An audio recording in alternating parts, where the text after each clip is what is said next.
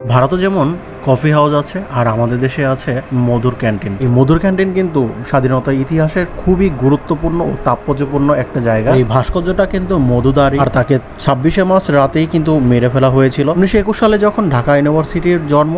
আর ঠিক তখনই কিন্তু এই মধুদার যে ক্যান্টিনটা এটারও কিন্তু তখনই জন্ম হয়। আর যখন 15 বছর বয়স তখন তার বাবা আদিত্য চন্দ্রের সাথে এই ঢাকা ভার্সিটিতে এসে খাবারের এই দোকান শুরু করেন। দেশের যত ছোট বড় রাজনৈতিক আন্দোলন সবকিছুর সূত্রপাত কিন্তু এখান থেকেই। 40, 52, 69 ও 1971 সালের যত ধরনের আন্দোলন হয়েছে সব কিছুর কেন্দ্রবিন্দু স্থল এখান থেকেই ছাত্রনেতা কর্মীরা সব আলাপ আলোচনা বা গবেষণা সব কিছুরই কেন্দ্রবিন্দু স্থল এটি। দিকে কিন্তু এইটার নাম ছিল মধুর রেস্তোরাঁ, আর পরে মধুর ক্যান্টিন করা হয়। আর এটার প্রথম অবস্থানও ছিল কিন্তু ঢাকা মেডিকেল কলেজের ওইখানে, আর তারপরে ওটা স্থানান্তর করে ঢাকা ভার্সিটির যে চারুকলা অনুষদ এইখানে নিয়ে আসা হয়। সারাদিনই এই ক্যান্টিনে এখানের যে স্টুডেন্ট তারা তো আসেই, তারপরও বহিরাগত অনেকেই এখানে এক কাপ চা হলেও এখানে খেতে আসে। এই ক্যান্টিনের প্রতিটি দেয়াল,